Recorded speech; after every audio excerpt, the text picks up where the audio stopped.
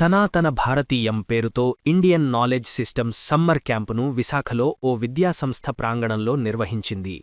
ఈ సందర్భంగా Shivananda Supatha foundation coordinator N Radhakumari మాట్లాడుతూ ఈ నెల 26వ తేదీ నుండి మే 3వ తేదీ వరకు ఈ క్యాంపు నిర్వహిస్తున్నట్లు చెప్పారు.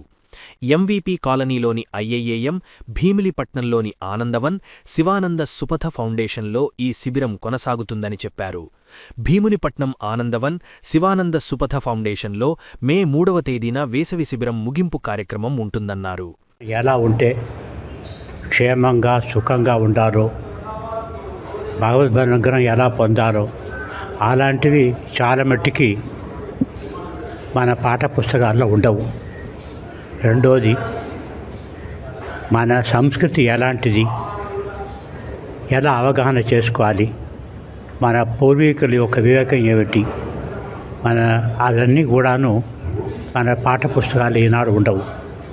చరిత్ర తీసుకున్నట్టయితే సరైన చరిత్ర కూడా ఈనాటి పుస్తకాల్లో ఉండవు.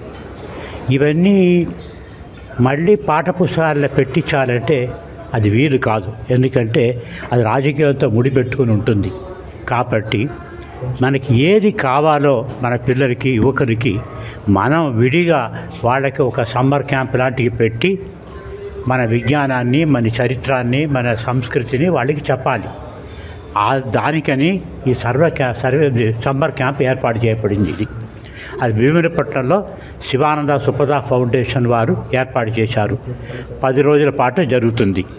అందులో ఒక్కొక్క విజ్ఞానంలో గొప్పవాళ్ళని పిలిచి అక్కడే పిల్లలకి ఉదయం నుండి సాయంకాలం దాకా పాఠాలు చెప్తాం. ఫర్ ఎగ్జాంపుల్, ఉదయం 7 నుండి 8 వరకు వాళ్ళకి యోగం నేర్పిస్తాం.